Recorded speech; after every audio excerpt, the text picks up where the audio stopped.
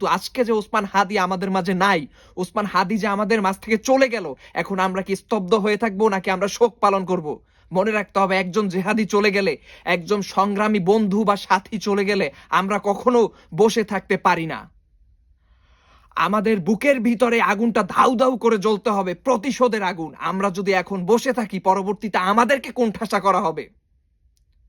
এটা আমাদের জাতির জন্য হুমকি হবে যদি আমরা চুপ থাকি, আমাদের সার্বভৌমত্বের জন্য হুমকি হবে যদি আমরা চুপ থাকি।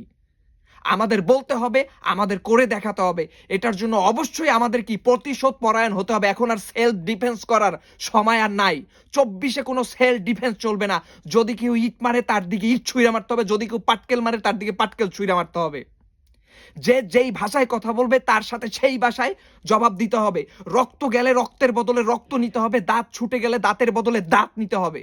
চুপ করে বসে থাকা আর যাবে না। এখন আর শুধু নিন্দার প্রতিবাদ জানালে হবে না।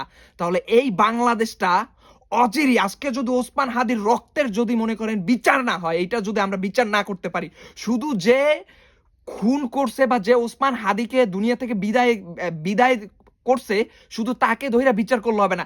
এইটার সাথে কারা প্ল্যানিং এ ছিল, এইটার সাথে কারা যুক্ত ছিল, এটার মাস্টার প্ল্যান কে, এদের সবাইকে এটার জবাব দিতে হবে। যদি ভারত যুক্ত থাকে, ভারতকে জবাব দিতে হবে। যে কোনো দলের মানুষ যুক্ত থাকলে তাকে জবাব দিতে হবে।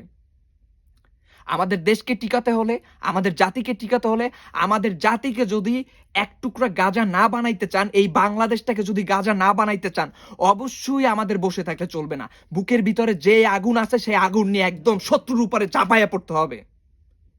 কাউকে ছাড় দিয়ে আর কথা বলা যাবে না। আল্লাহ হাফেজ।